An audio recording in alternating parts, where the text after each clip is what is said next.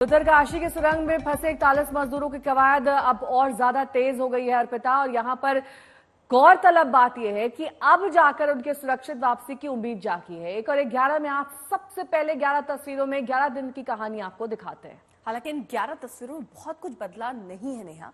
कल यानी 21 नवंबर को बड़ी कामयाबी ये मिली कि रेस्क्यू टीम सुरंग के अंदर कैमरा भेजने में कामयाब हो गया। खाना पानी दवाइयां भी भेजी जा रही हैं और बड़ी बात यही है कि सारे मजदूर अभी तक सुरक्षित हैं। अब सिलक्यारा छोर से फाइनल ड्रिलिंग हो रही है।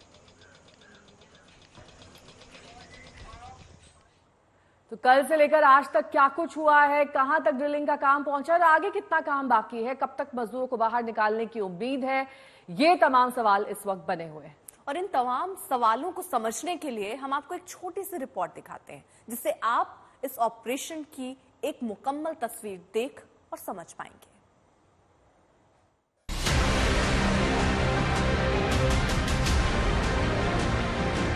मैं बहुत खुशी पर जब से हमारा लड़का निकली ना तब से संतोष आई। गांव तो जैसे जी रहा है उनके साथ खड़ा है। वो लोग न ठीक से खा पा रहे हैं न सो पा रहे हैं, बेचैनी है।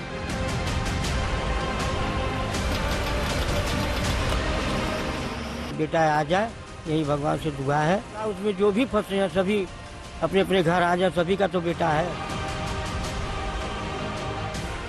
आशंकाएं, डर और चिंता के बीच उत्तरकाशी की सुरंग में 41 मजदूर उम्मीद और नाउम्मीदी के बीच झूल रहे हैं।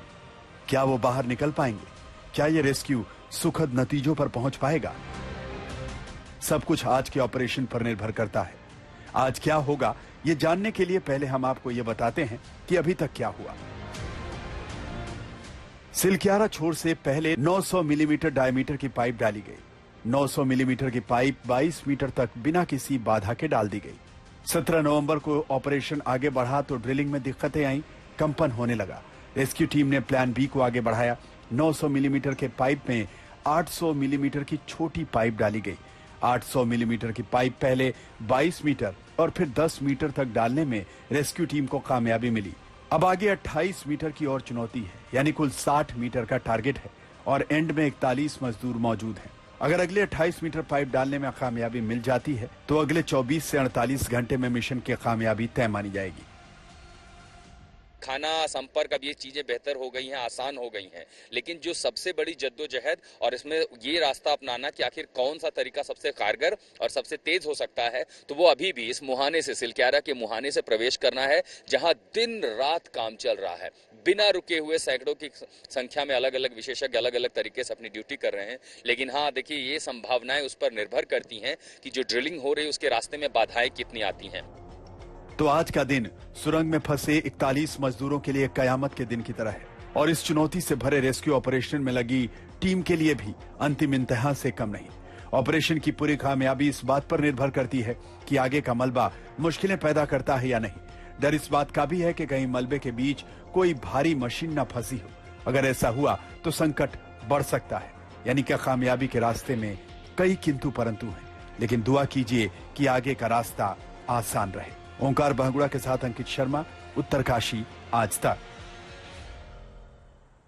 अर्पिता, बहुत सारे सवाल आपके हमारे जहन में उठ रहे हैं, इसीलिए हम आपको बेहद आसान भाषा में इस ऑपरेशन की एक एक डिटेल समझाएंगे और इस डिटेल से रेस्क्यू ऑपरेशन को लेकर पूरी तस्वीर साफ हो जाएगी। देखिए, रेस्क्यू टीम के सामने नेहा चुनौती ड्रिलिंग की है।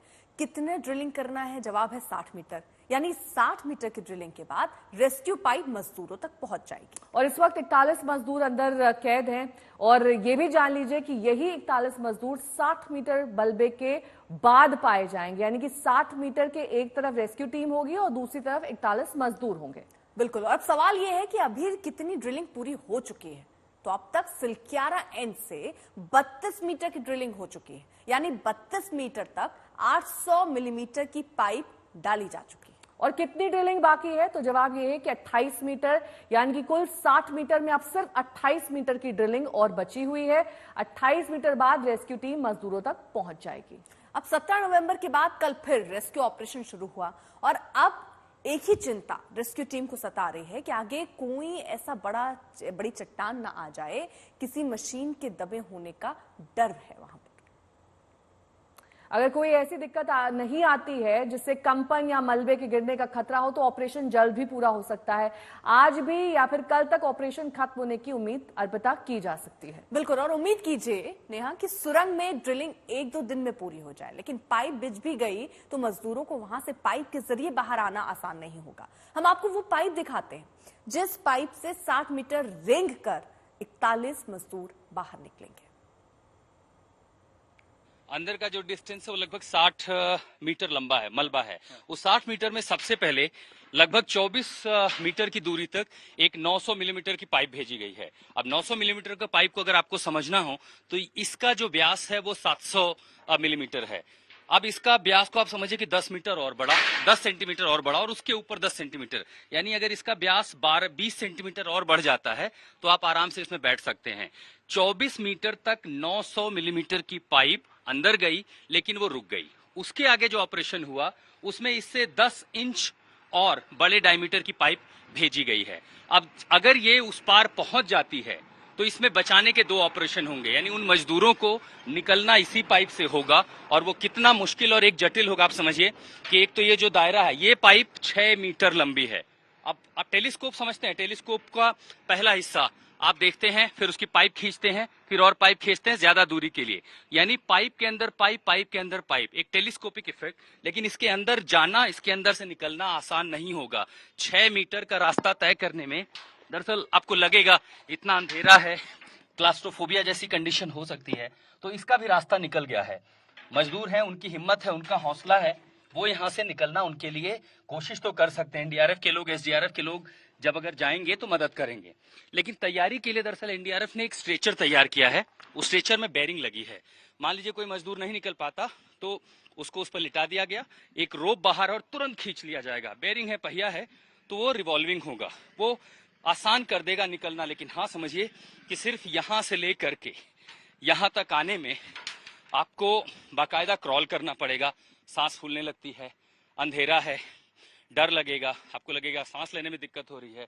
हालांकि वो पाइप का जो व्यास है उससे सिर्फ 10 सेंटीमीटर बड़ा है, लेकिन अगर ये दूरी इससे 10 गुना ज्यादा हो, यानी ये सिर्फ एक हिस्सा हो, अगर इससे 10 गुना लंबी दूरी तय करनी हो तो आप वो दूरी समझ लीजिए कि जहां वो ट्रक खड़ा है जिस पर सीमेंट की पाइप है उससे लेकर के इस ट्रक के हिस्से में ये दूरी होगी 60 मीटर। और अमित, ये 60 मीटर जब पूरा करना होगा तो चुनौती होगी, लेकिन चूंकि जो तैयारियां हैं वो इसी हिसाब से हैं और ये हम समझ सकते हैं कि आपको अंधेरे का सामना करना, घुटन होगी, लेकिन शायद जो उम्मीद, बचने की उम्मीद और ये जो होगा कि अब चूंकि ऑपरेशन हो गया है, निकलने, अगला खतरा ना हो, तो मुझे लगता है वो अपने आप एक हिम्मत दे देगी